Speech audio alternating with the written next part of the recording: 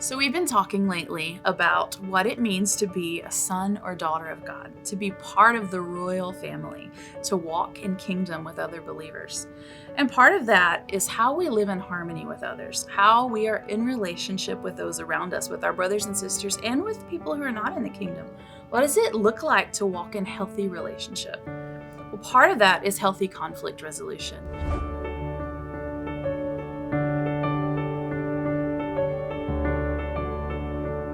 The Lord spoke to me about this, and He said, you've got to nip it in the bud. Like when there's a situation, you got to take care of it. As the Lord was speaking to me about this, it was a year or so ago. I was in a hotel. I was walking down the hallway, and I saw this big bug. And I thought, I really should kill that bug, but I don't want to kill that bug because it's going to crunch. It's going to be so gross. I don't have any paper towels. I can't clean up this mess. So I'm just going to leave it and hope the next person gets it. So I just walk and avert my eyes and pretend like I did not see this bug. Well, I come back down the hallway, same bug. This time it's in front of the door to my room. And it's just walking back and forth. And I realize this is a test. And the Lord says, hey, you really need to kill this bug. And it's a little different this time because I can open my door and I do have the things that I need to clean up the mess. But I still just really don't want to kill this bug. And I go back in my room and the Lord just convicts me. And He says, how many times do you pass this bug? Today, how many times when you went in and out of your hotel room did you pass this bug? You could have taken care of this, but you didn't because it was inconvenient and it was messy and you didn't want to. So I opened the door back and wouldn't you know, here's the bug. So I've got to deal with this bug.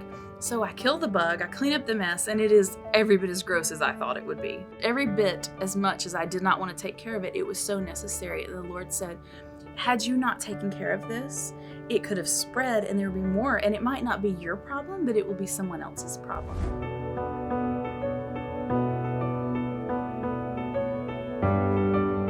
And He said, do you know how many people walked down this hotel corridor and did not kill that bug? How many people didn't take care of it? What if every person who encountered a random bug squashed it, nipped it in the bud, took care of it? Then there would be no problems with bugs. But if every person who encounters this nasty bug ignores it, before you know it, this hotel, which might not be yours but is someone else's, has an infestation because nobody was willing to squash the bug already. Nobody was willing to nip it in the bud. And He said it's the same thing with conflict. It's the same thing when you have something going on with your brother or your sister. You gotta nip it in the bud. Because if you don't, it becomes this big thing. It festers. There's more and more and more to it. When you could have just dealt with it and it would have been nothing. Yeah, it would have been really gross and unpleasant for a moment. But you clean it up, you make it better, and then the problem is gone. And you're stronger for it. You know how to handle it the next time because you've done it. So when it comes to healthy conflict resolution, it's so important that we nip it in the bud. It's so important that you just squash the bug already. There's biblical precedent for how we do this. We don't just go slander them in front of everyone. We don't attack them. Nipping it in the bud is not threatening them and getting in their face because in Proverbs 15, a soft answer turns away wrath. A kind word, but a harsh word stirs up anger. So it's important in how you do it. When you come after them, you don't come aggressive or mean. You come gentle and kind. And hey, I'm dealing with this. Let's get through this together because I value you and I value our relationship and I value the way that we both walk with the Lord. So let's be honorable in how we deal with this.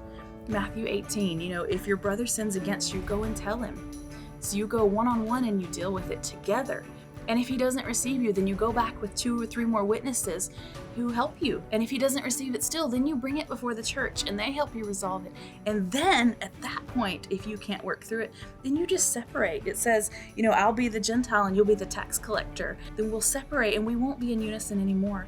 But it's so important to the Lord that we try as the family of God to work this out. I mean, how painful is it if 2 of our kids are fighting and they don't get along and there's distance between them? It's literally painful to a mother if her children are not getting along.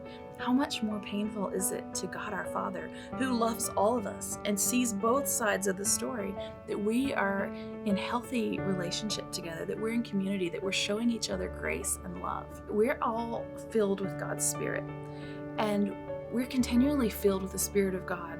why is it not enough just to be filled once? Why do we need a continual filling? Why do we got to come back for more and more of that? And I heard a pastor years and years ago say, it's because Christians leak. We leak, And I said, well, God, why do we leak? Where's the hole in the bucket? Like, why am I not walking in the fullness of your Spirit to the max capacity all the time? Where is my hole in the bucket? And he said, the hole in the bucket, at least for me, is unforgiveness.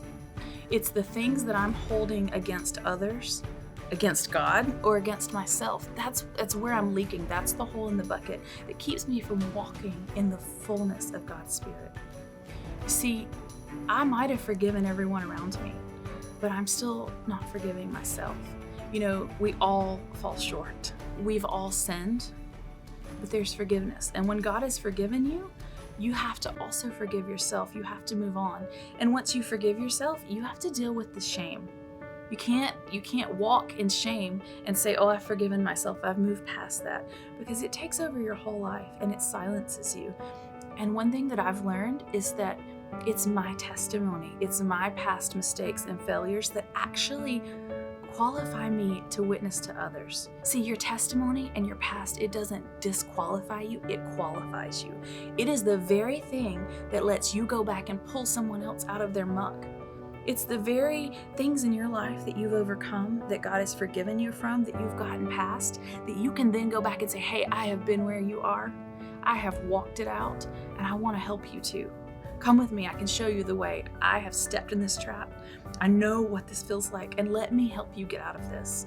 Because there is a God who forgives, and there is a God who redeems, and He wants to set you free from the bondage of shame. He wants to set you free from the bondage of sin and of your past. So you've got to forgive yourself so that you can help others get out of that and walk in freedom.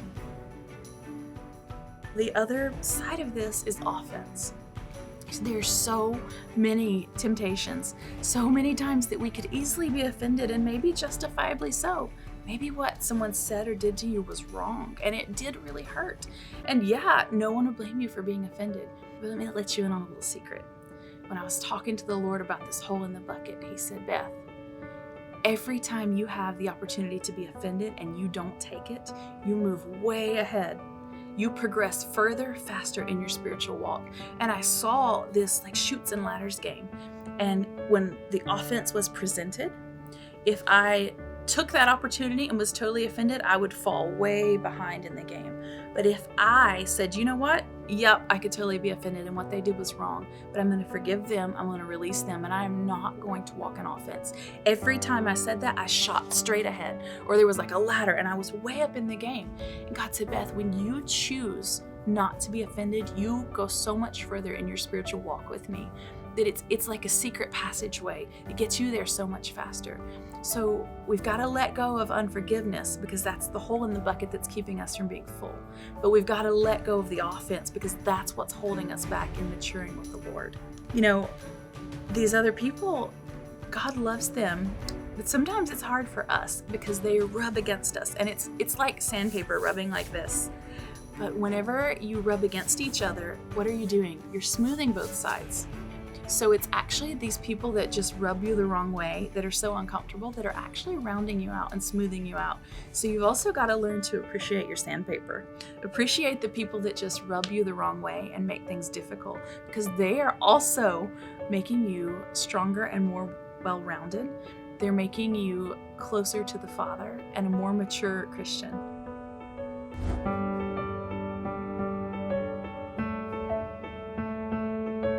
The last thing that I want to say is the Lord spoke to me recently about closing statements and how important closing statements are. And He said, Beth, I want you to open up all these books on your desk and on your bookshelf and read the last sentence, the last statement. How did the author choose to close their book? Because when you've put hours and sometimes years into this work and you're going to leave them, how are you going to leave them? What's the closing statement? And I started reading and compiling these closing statements without looking at anything else in the book. And it just blew me away. And then I started reading the Bible. How did the Lord close it? How did all these authors in the Bible close their book? And I thought, oh my gosh, this is so important. And the Lord said, it is just as important in your relationships. Watch your closing statements, because you never know when you're going to speak to someone for the last time. You know, last night I was looking back at a journal entry that I had done like 3 years ago. And in it I said, God, I am so sorry for not using my words wisely. If I knew this was the last sentence I would ever utter, what would I say? And that just hit me because I was sitting compiling this message and I had written that 3 years ago and totally forgotten about it.